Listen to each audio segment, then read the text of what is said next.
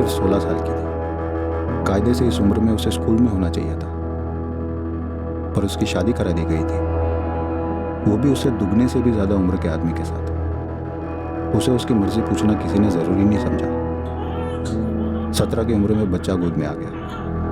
खुद बचपन से निकली नहीं थी और एक नवजात की जिम्मेदारी संभाल रही थी। अब रोहिणी 37 साल की है। अब वो अपनी मर्जी जताती है, वो सारी चीजें करती है जो वो तब नहीं कर पाई, जब उसे पता भी नहीं था कि जिंदगी में मर्जी नाम की भी कोई चीज होती है। एक तो आप जबरदस्ती मेरे घर से मुझे उठाकर यहाँ ले आए, इतनी देर से बैठाकर रखा है और वही सवाल पूछ रहे हैं जिसका जवाब मुझे पता ही नहीं है। आपको क्या लगता है कि मैं डर जाऊंगी? इस तरह से सवाल पूछने से मैं सारे इल्जाम कबूल कर लूंगी?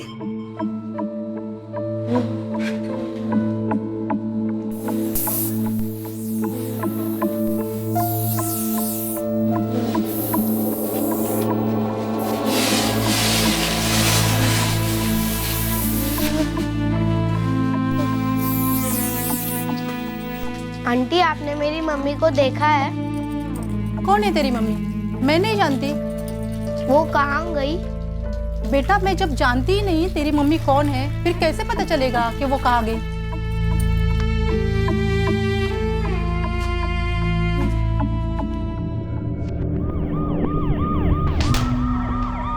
सितंबर का महीना था। पुणे शहर में हुए एक जुर्म ने सारे शहर में दहशत फैला दी।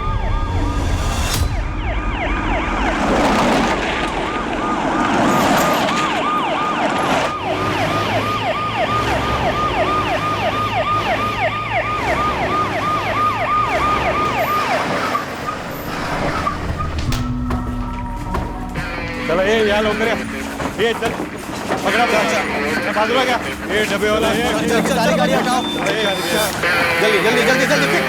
आस्ते आस्ते चला ये बाजूला क्या आस्ते आस्ते ये इतने गाड़ी ये चल जाओ दे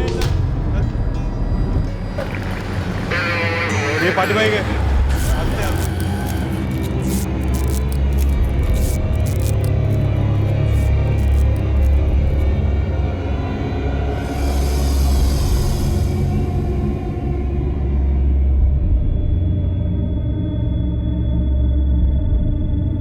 हमें 2 लावारिस बोरियों की खबर मिली थी। किसी अज्ञात आदमी ने फोन किया था, बोला था कुछ गड़बड़ लग रही है। जब हम पहुंचे हमें भी वही लगा।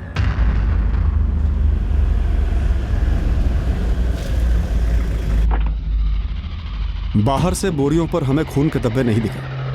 हमें चिंता हुई कि कहीं ये कोई बॉम्ब तो नहीं।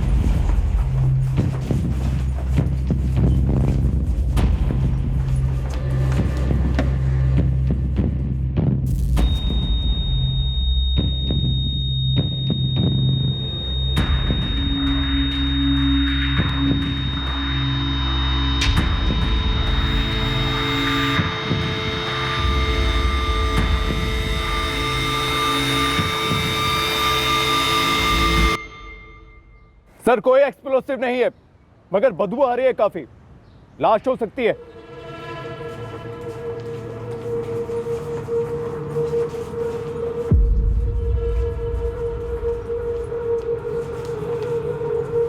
खोलो।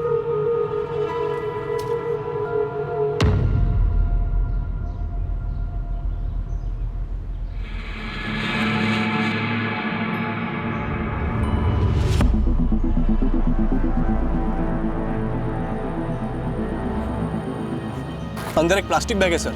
इसमें भी। दोनों को बाहर निकालो।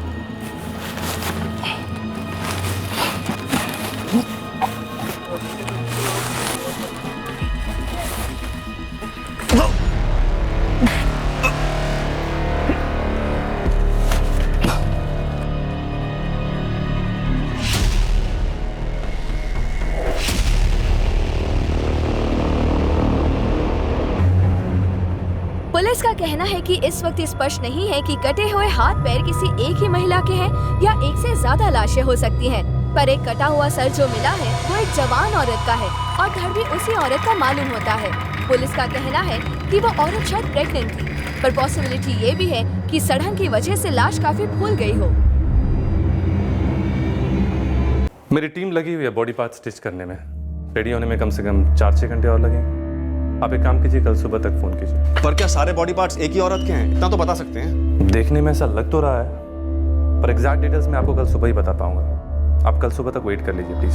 और वो जो पेट फूला हुआ था, वो प्रेग्नेंट थी या सड़ने की वजह से लाश फूली हुई है? नहीं, सडन की वजह से बॉडी फूली है पर पेट नहीं, और वो प्रेग्नेंट लग रही है, और वो भी एडवांस स्टेज में। और कुछ चूड़ियों के टुकड़े मिले उसके स्किन में घुसे हुए।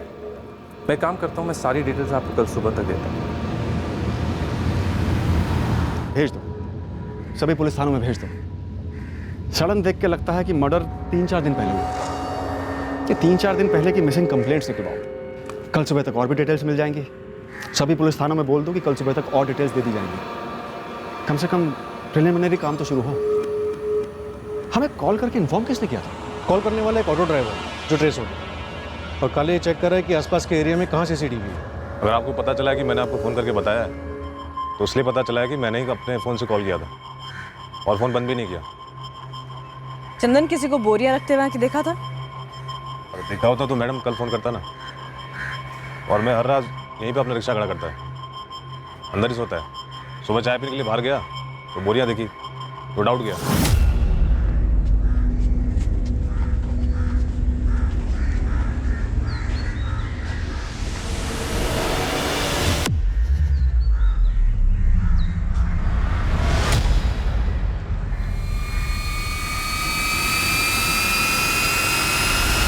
बोरियों के बाहर तो खून लगा नहीं था, तो फिर कैसा डाउट?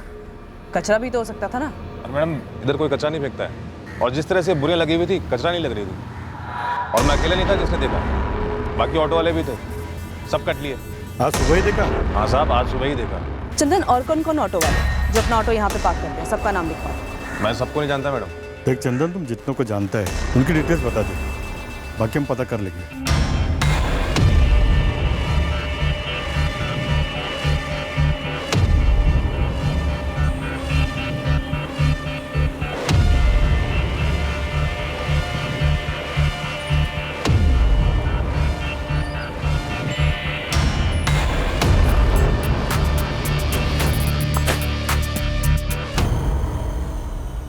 RM सीमेंट के एंगल को अगर कंसिडर करते हैं तो सारे डिस्ट्रीब्यूटर, रिटेलर और सेल्स वाले सबको टटोलना होगा। बोरियों पर कोई बैच नंबर नहीं है गीता, ना ही अंदर सीमेंट के ट्रेसेस हैं। इन बोरियों को काफ़ी टाइम से खाली करके रखा हो। कंस्ट्रक्शन साइट का वर्कर हो सकता है जिसने इन दोनों बोरियों को स्पेशली इसी काम के लिए रखा होगा, या फिर कातिल ने कहीं से खरीदी होगी।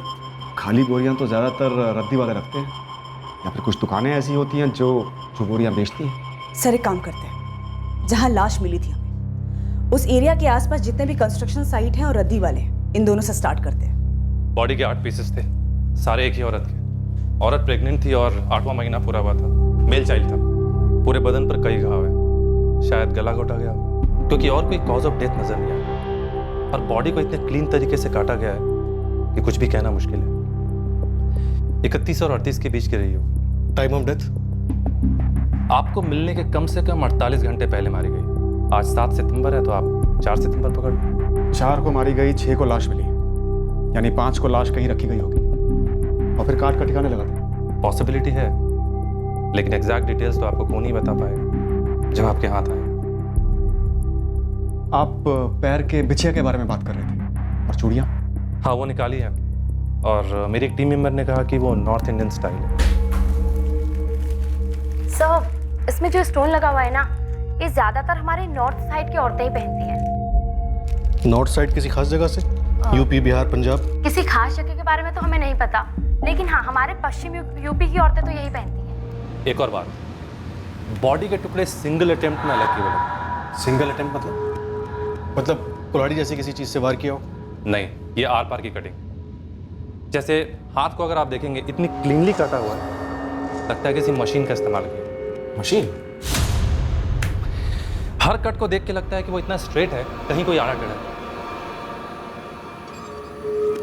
किस तबके की हो सकती है? और इसमें मैं आपकी कोई हेल्प नहीं करूँ।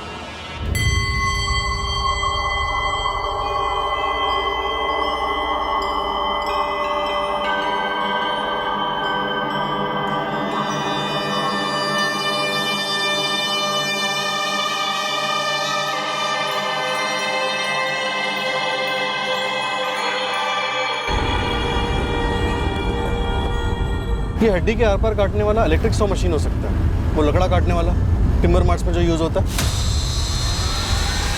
या फिर मार्बल या पत्थर काटने वाली मशीन एक झटके में आर पार कर सकती है।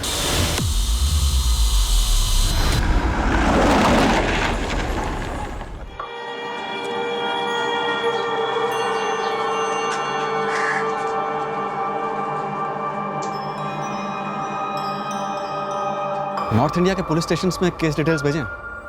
ये पिछिया की आइडेंटिफिकेशन करवाएं। चांस लेते हैं सर। वैसे भी हमारे हाथ में फिलहाल कुछ है नहीं, लेकिन सबसे पहले साइबर सेल की मदद लेनी हो। पहले एक चेहरा तो बने। अगर पॉसिबल हो तो फेस के बाद पूरी बॉडी का स्केच बना, उन्हीं कपड़ों में। आइडेंटिफिकेशन में हेल्प होगी। Okay sir. हाँ गीता। संजय को एक सीसीटीवी फुटेज मिला है जिसमें एक बाइक दिखी है, उस पर 2 लोग हैं और सेम बोरियां हैं। ग्रेट।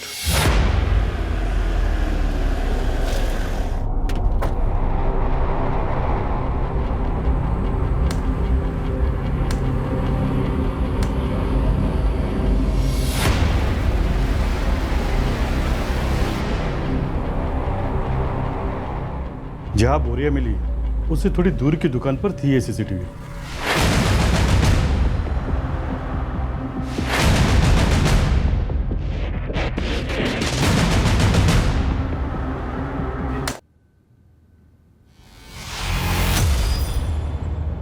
सिर्फ इसी दुकान पर सीसीटीवी था, इसके आगे की किसी दुकान पर नहीं था?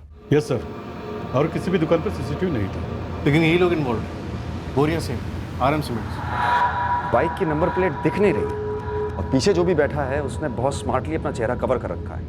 और चलाने वाले का हेलमेट तो खैर पूरा ही ब्लैक है, चेहरा बिल्कुल नहीं दिख रहा। सर हेलमेट पे एक येलो पट्टी और बाइक के पेट्रोल टैंक का कलर बाइक के कलर से बिल्कुल अलग। पीछे जो बैठा है ये कोई आदमी है या फिर कोई औरत है जो जीन्स टी शर्ट पहन के बैठी है, ताकि हम गुमराह हो सकें। सर फिजिक वाइज तो ये औरत ही लग रही है जिसने कंधे पे बैकपैक ले रखा है। किराए का जोड़ा हो सकता है, बस इसी काम के लिए।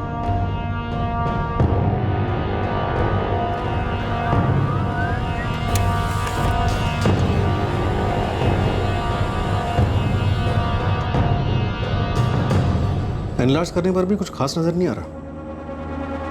फिर भी हिला देते हैं, शायद कोई पहचान जाए। बाइक, हेलमेट, कुछ भी।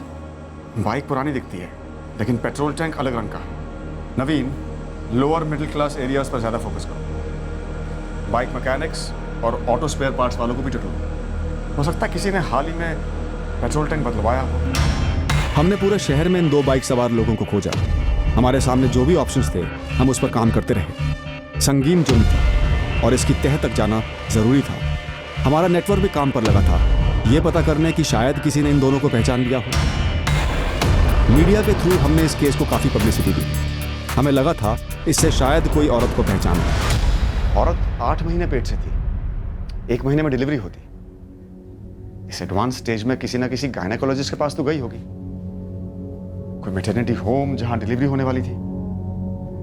एब्सोल्युटली सर, किसी ना किसी हॉस्पिटल में अपॉइंटमेंट तो जरूर लिया होगा डिलीवरी के लिए। डॉक्टर ने डेट्स दी होंगी चेकअप के लिए, ड्यू डेट दी होगी, लेकिन ये अब कभी नहीं पहुंच पाएगी। आई थिंक हमें सारे ऑब्स्टेट्रिशियन, गायनेक और मैटरनिटी होम को टारगेट करना चाहिए। Hello, Somlal maternity hospital. Hello, विभो नर्सिंग होम। हेलो, रागनी मैटरनिटी हॉस्पिटल।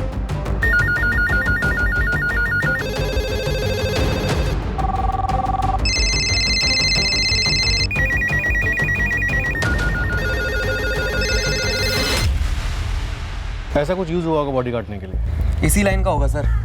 ये कारीगर लोग लेते हैं ना अपना मशीन किराए पर, और कुछ लोग का अपना भी होता है सर। तो फिर किराए पर देने वाले और कारीगर दोनों को टटोरो। सर ऐसे काम ज़्यादातर रात को होते हैं और मशीन आवाज़ करती है काफ़ी, आसपास के लोगों ने सुना भी हो। मोहल्लों में भी पूछो, किसी ने किसी घर से कोई आवाज़ सुनी हो या फिर किसी ने हाथ बटाया हो? फैल जाओ, सबसे पूछो। पुलिस इस केस की इन्वेस्टिगेशन में जोरों से जुटी हुई है, लेकिन ना ही ये औरत कौन है और ना ही सीसीटीवी में दिख रहे संदिग्ध कौन है पता लग पाया है। आज एक प्रेस कॉन्फ्रेंस में पुलिस ने कई महत्वपूर्ण जानकारी देते हुए आम जनता से भी अपील की है मदद के लिए। किसी को भी 8 महीने प्रेग्नेंट औरत के बारे में पता हो जो 4 सितंबर से गायब है, वो प्लीज सामने आए और तुरंत हमें इन्फॉर्म करें। ये जो मशीन आप देख रहे हैं तस्वीर में, ये सिर्फ एक नमूना है, जस्ट एन एग्जाम्पल। हमारा अनुमान है कि ऐसी ही किसी मशीन का इस्तेमाल किया गया है इस जुर्म को करने के लिए। हमारा ये भी अनुमान है कि मुजरिम कोई ऐसा शख्स हो सकता है जो पेशे से इस तरह के औजार का इस्तेमाल करता हो। तो हमारी रिक्वेस्ट है कि किसी को किसी पर कोई भी शक है वो प्लीज़ आगे आए और हमें इन्फॉर्म करें। टिप देने वाले की आइडेंटिटी को गुप्त रखा जाएगा और सही टिप देने वाले को इनाम भी दिया जाएगा।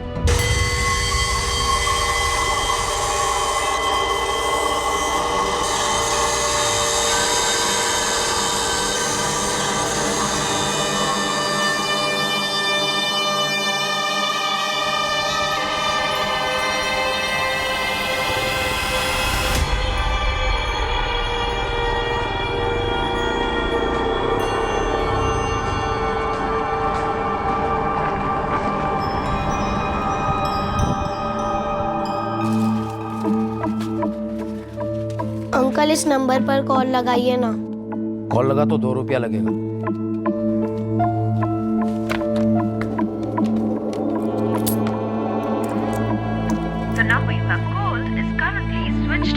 फोन स्विच ऑफ है। वापस लगाइए ना। बेटा फोन बंद रखा गया है, तुम एक काम करो, बाद में आ जाना। जब सामने वाला फोन चालू करेगा तो तुम्हारी बात हो जाएगी।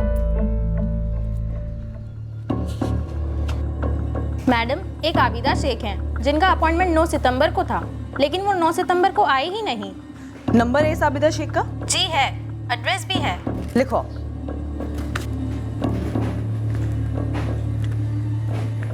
Thank you.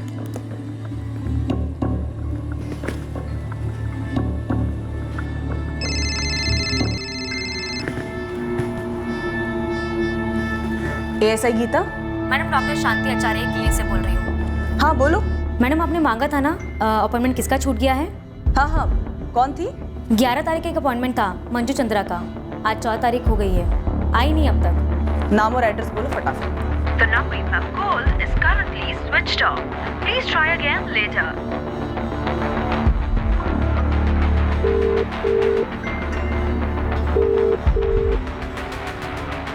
जयकर, गाड़ी निकालो। अर्चना चल।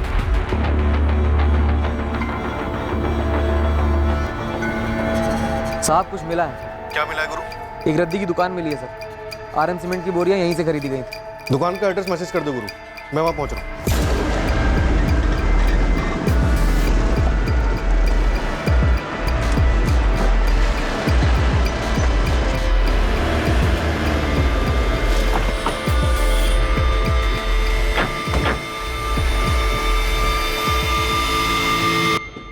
अरे भाई, house number 63। House number 63 ma'am, यहाँ से 2 गली बाद मिलेगा आपको। आबिदा शेख का घर है वो? ये नहीं बता सकता। ठीक है।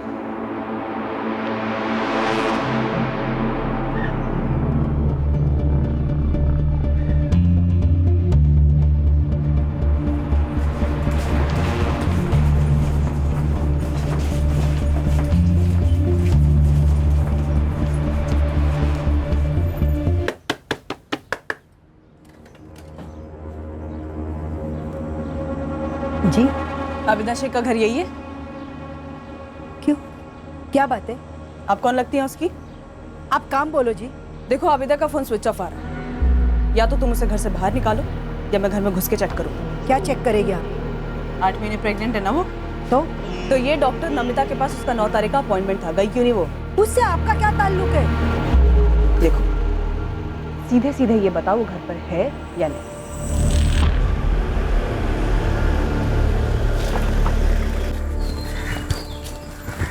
सरफराज नाम है सर।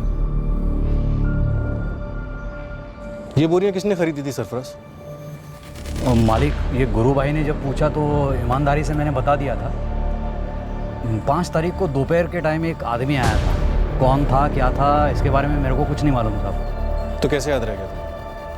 उसने 2 बोरियां मांगी थी। उस टाइम मेरे पास एक ही बोरी थी और दूसरी एक बोरी में मेरा ही कुछ छुटपुट सामान पड़ा हुआ था, लेकिन वो जिद करने लगा 2 बोरी चाहिए।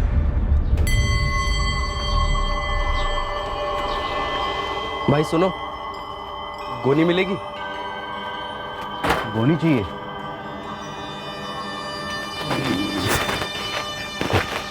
चलो भाई 25 का एक। भाई हमें 2 चाहिए। भाई 2 तो नहीं है, एक ही से काम चला लो। तो वो वाली खाली करके दो हमें। कौन सी? वो वाली।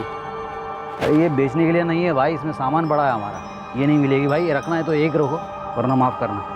हम दोनों का मिलाकर 200 देने के लिए तैयार है। 200?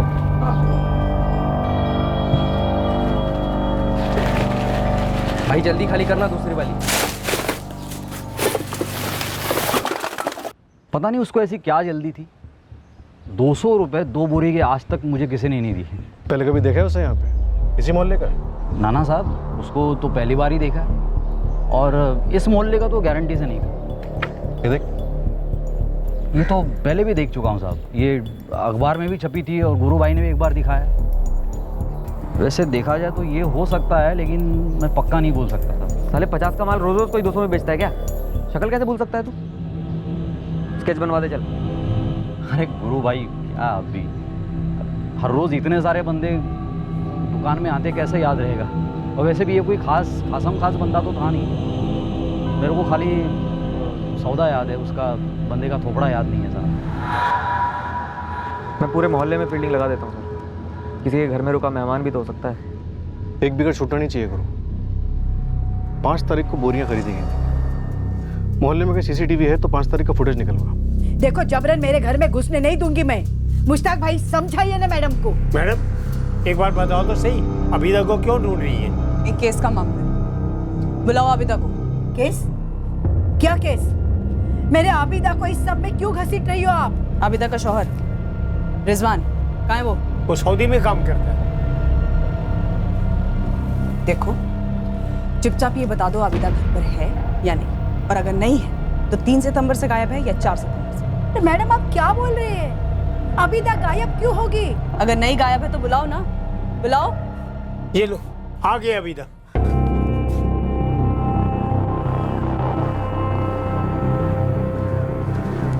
लो कर लो तसल्ली। अम्मी अम्मी क्या हो रहा है? आबिदा शेख तुम हो? जी मैडम। 9 सितंबर को डॉक्टर नमिता रेड्डी के साथ तुम्हारा अपॉइंटमेंट था, गई क्यों नहीं तुम? वो मैंने डॉक्टर बदल लिया। डॉक्टर बदल लिया? हाँ मतलब बदल नहीं सकते क्या? नहीं नहीं ठीक है। अम्मी क्या हो रहा है? ये क्यों है ये पुलिस घर पे? अम्मी गाड़ी निकालो, रामनगर की तरफ ले लो। नेक्स्ट डे मंजू का पता करो।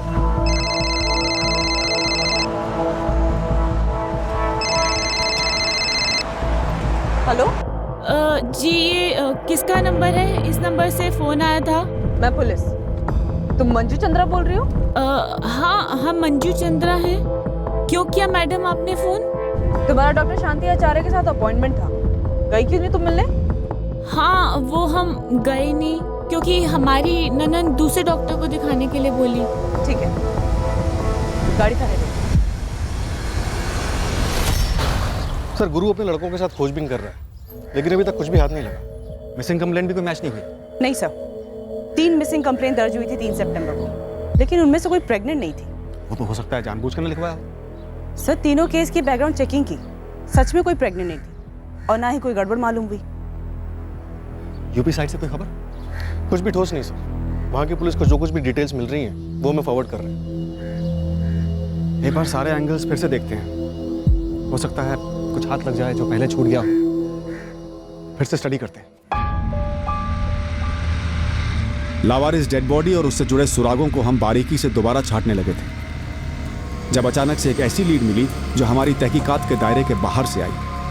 हमें पहला ऐसा सुराग मिला जो हमें हमारे संदिग्ध तक ले जाने वाला था।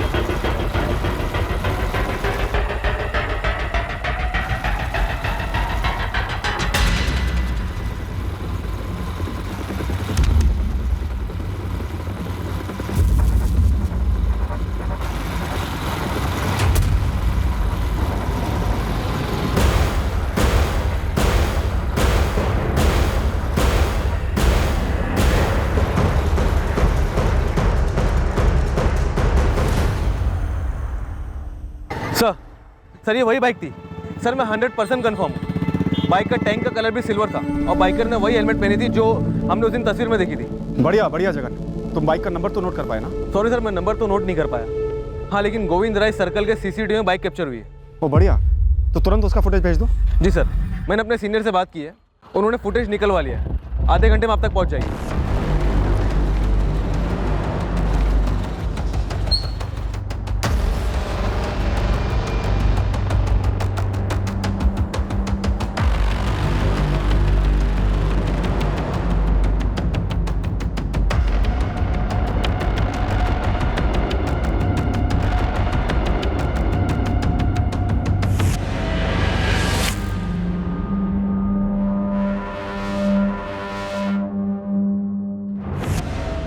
इस कैमरे में बाइक के आगे वाला नंबर प्लेट साफ नजर नहीं आ रहा। सेकंड कैमरा देखिए।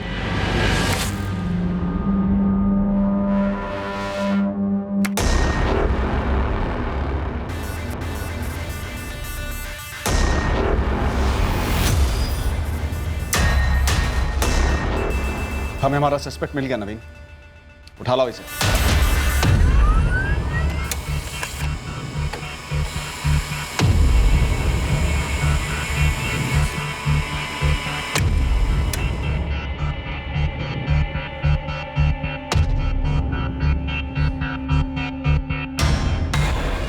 बाइक किसी नारायण जोशी के नाम पे रजिस्टर्ड है और हमें आरटीओ से इसके ड्राइविंग लाइसेंस की कॉपी भी मिल गई। नारायण जोशी, उठा लो।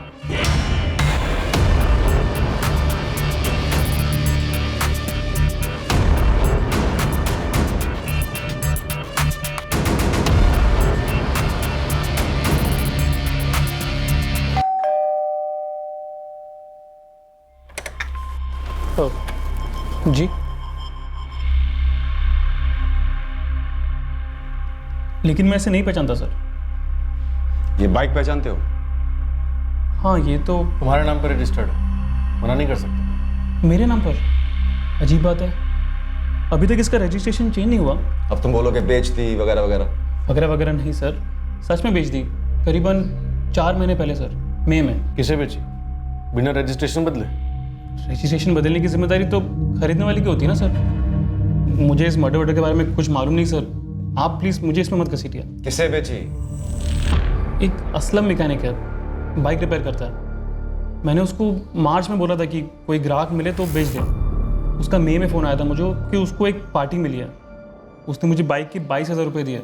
मैंने उसको बाइक और बाइक के पेपर दोनों दे दिए। असलम का नंबर और एड्रेस चाहिए? हाँ देता हूँ सर, है मेरे पास। तुमने असलम से पूछा नहीं उसने बाइक किसको बेची या खुद के लिए ली? खुद के लिए तो नहीं लेगा सर, मुझे लगता है उसने किसी पार्टी को ही बेचा है सर, लेकिन मैं पक्का नहीं बोल सकता।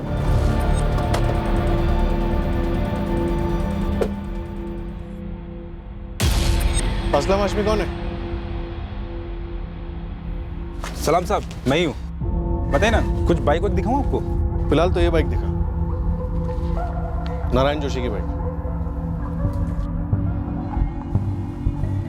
ये तो नारायण जी की बाइक है साहब, मैंने ही बेची थी करीब मई के महीने में। पिछले 8 दिनों से ये फोटो लगातार अखबार में छप रहा है, न तू सामने आ ना ही नारायण जोशी। अरे नहीं साहब, आपने नारायण जी का नाम लिया ना, इसलिए फटक से याद आ गया। और साहब अखबार पढ़ता नहीं हूँ मैं पढ़ता हूँ सर, तस्वीर देखी भी थी, लेकिन मेरा ध्यान ही नहीं गया कि ये मेरी पुरानी वाली बाइक है जो असलम ने बेच डाली थी।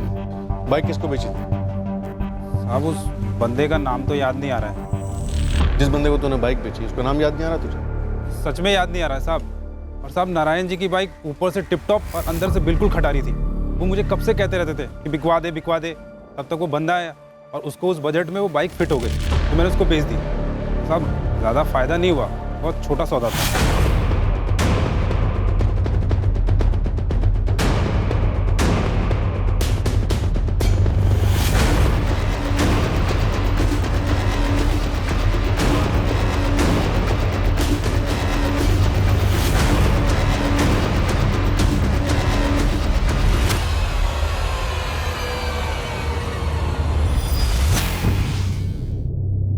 साहब मैंने उसको 2-4 बार कॉल करके बोला कि भाई आके अपना कागज़ ले जा, पर साहब वो आया ही नहीं। फिर मैंने भी छोड़ दिया और तब से ही कागज़ मेरे पास ही पड़ा हुआ है। और 4 महीने बाद उसी बाइक पे 8 महीने प्रेग्नेंट औरत की बॉडी ट्रांसपोर्ट हुई। अरे मैडम मुझे कैसे पता होगा कि वो बाइक कोई कांड करने के लिए खरीदी गई थी? असलम हाशमी, बोल दे कौन थी वो मारी गई औरत, और ये औरत कौन है जो तेरे साथ बाइक पे बैठी है पीछे? किसने सुपारी दी तुम लोगों को? अरे साहब, किसी ने सुपारी उपारी नहीं दी। मैं बस ईमानदारी से अपना गराज चलाता हूँ साहब।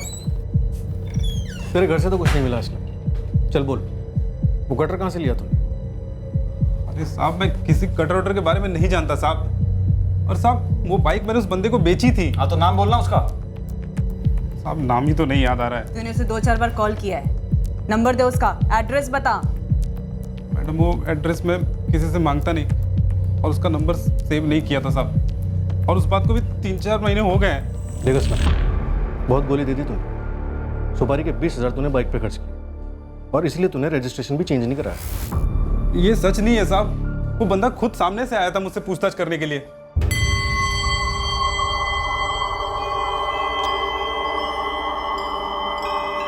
हाँ भाई सुन, तेरी नज़र में कोई सेकेंड हैंड अच्छी सी बाइक है, खरीदनी है? अभी फिलहाल तो नहीं है। एक काम करो, अपना नंबर दे दो, कुछ होता है तो बोलता हूँ। एक काम कर, तू अपना नंबर दे दे, मैं मिस कॉल मारता हूँ। हाँ ले लो। तू उसे नहीं जानता, वो तुझे नहीं जानता, फिर तेरा ही गैराज मिला तो उसे बाइक लेने के लिए? अरे साहब, मैं मैकेनिक हूँ और सिर्फ बाइक का। और साहब इससे पहले मैंने कितने सेकेंड हैंड बाइक बेचे हैं। अब किसी ने बताया होगा मेरे बारे में। असलम, तुझे उसका नाम नहीं आता, बात कुछ जम नहीं रही है। उसने तुझे अपना नंबर दिया लेकिन तूने सेव नहीं किया, तो तूने उससे कांटेक्ट कैसे किया नारायण की बाइक को बताने के लिए? तू टाइम वेस्ट कर रहा है असलम। बता दे कौन है ये और कौन कौन शामिल है इस मर्डर में? अरे साहब, मैं अम्मी अबू की कसम खा के कह रहा हूँ साहब, मुझे सच में कुछ नहीं पता है। उस बंदे को मैंने 25,000 में बाइक बेची और सिर्फ 3,000 उसमें से लिए। साहब आप मोबी नगर में जाके किसी से ही पूछ सकते हो मेरे बारे में, कोई मेरे बारे में गलत नहीं बोलेगा साहब। साहब बेवजह मुझे इस मामले में मत घसीटो। हम नहीं घसीट रहे, ये बाइक तुझ तक पहुंची है। इस केस में बहुत गर्मी है असलम, और तू बता नहीं रहा है कि तूने बाइक किसको बेची। सर तो सारा से किसी पर ही आया ना, ऐसे कोई बाइक बेची नहीं, ऐसे कोई पेपर चेंज नहीं हुए, ऐसा कोई कस्टमर था ही नहीं। अरे था साहब, बिल्कुल था साहब। मुझे यही सब लफड़े वाले काम करने होते तभी कहाँ से कहाँ पहुँच गया होता साहब। साहब मेरे हाथ देखो साहब, ईमानदारी वाले हाथ है साहब। नारायण जोशी की बैकग्राउंड चेकिंग हुई। हमें भरोसा हो गया था कि उसने वाकई में बाइक असलम को बेची थी। उसका इस मर्डर केस से कनेक्शन होना लगभग ना के बराबर था। मैकेनिक असलम हाशमी की बैकग्राउंड चेकिंग से भी कुछ शक करने जैसा नहीं मिला। उसके भी इस केस से ताल्लुक होने के आसार नहीं दिखे जिसमें एक प्रेग्नेंट औरत का मर्डर हुआ था। असलम हाशमी नाम है, नंबर है 444987646। इस नंबर पर मई मंथ में हमारे सस्पेक्ट के कॉल आए भी हैं और गए भी हैं, तो इस नंबर की टॉप प्रायोरिटी पे कॉल रिकॉर्ड निकालिए प्लीज। हमें उम्मीद थी कि अगर असलम सच बोल रहा था तो उसके कॉल रिकॉर्ड्स में उस खरीदार का नंबर दिखेगा जिसको असलम ने नारायण की बाइक बेची थी, जिसका कटी हुई डेड बॉडी डंप करने में इस्तेमाल हुआ था। काफ़ी कोशिशों के बाद भी असलम सस्पेक्ट का हुलिया याद नहीं कर पाया, ना ही उसके बारे में कोई और जानकारी दे पाया। हम इस केस में कुछ आगे बढ़े तो थे, पर ऐसा लग रहा था कि हम कहीं जाकर अटक गए हैं। कुछ भी याद नहीं आ रहा।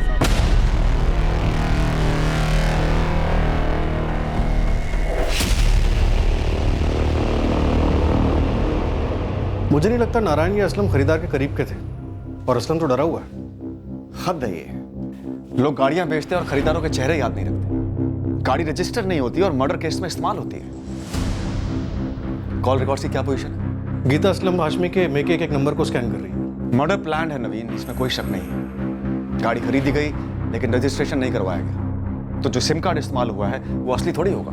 हो सकता है फर्जी हो, ये शायद ना भी हो। लेकिन एक बात, जो ट्रैफिक वालों की सीसीटीवी में हमारा संदिग्ध दिख रहा है, मुझे लगता है कहीं ना कहीं किसी ना किसी वजह से उसका चालान जरूर कटा होगा। चांस लेते हैं, फोन रिकॉर्ड्स तो स्कैन हो ही रहे हैं। पिछले 4 महीने के ई चालान और स्पॉट चालान सबकी रसीदें चेक करते हैं, हो सकता है कुछ मिल जाए। लेकिन बाइक का रजिस्ट्रेशन तो नारायण के नाम पर, घूम फिर के वहीं पहुंच जाएंगे। रजिस्ट्रेशन पेपर हेलमेट वाले के पास पहुंचे ही नहीं थे, वो असलम के पास ही थे। और जब ट्रैफिक वाले ने चालान काटा होगा तो इस हेलमेट वाले ने अपना असली लाइसेंस दिया होगा। अब इस छोटे से काम के लिए वो अपना जारी लाइसेंस तो बनवाएगा नहीं। पॉइंट है नवीन, चांस लेते हैं।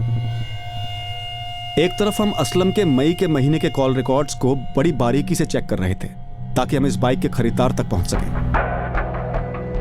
दूसरी तरफ हमने ट्रैफिक डिपार्टमेंट की मदद ली। ये जानने के लिए कि इस जुर्म में इस्तेमाल की गई बाइक से कभी कोई ट्रैफिक रूल तो नहीं टूटा था, चालान तो नहीं कटा था, या फिर मई से सितंबर के बीच कभी सस्पेक्ट का लाइसेंस चेक किया गया हो। काम आसान नहीं था, पर हमें भरोसा था कि हम संदिग्ध तक पहुंच ही जाएंगे। बस इस बात का अंदाजा नहीं था कि इसमें कितना समय लगने वाला है।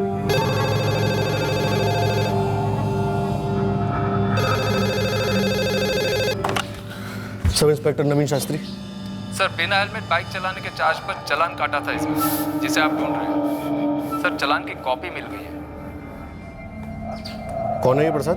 4 जून और 11 जुलाई 2 बार इसका चालान कटा था। सर, दोनों ही बार इसके पास सेम लाइसेंस था।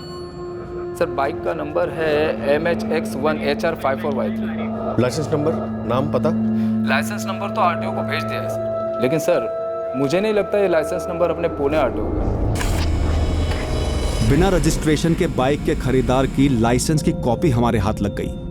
यह हमारे सस्पेक्ट की ही थी और अब हमारी तहकीकात का एक अलग नया पन्ना खुल गया था। ड्राइविंग लाइसेंस जोधपुर के पास रहने वाले किसी ललित यादव के नाम पर रजिस्टर्ड है।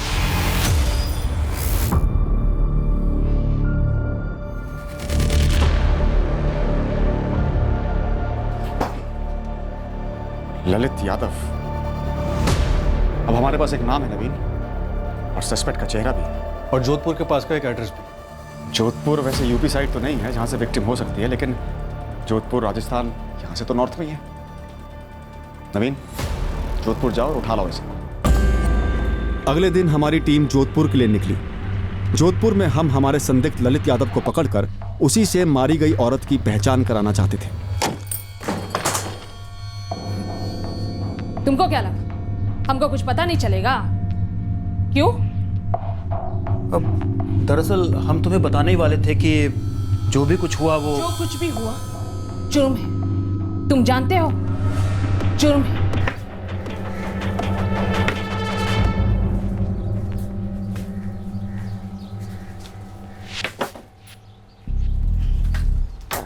राम राम काका। हाँ, राम राम।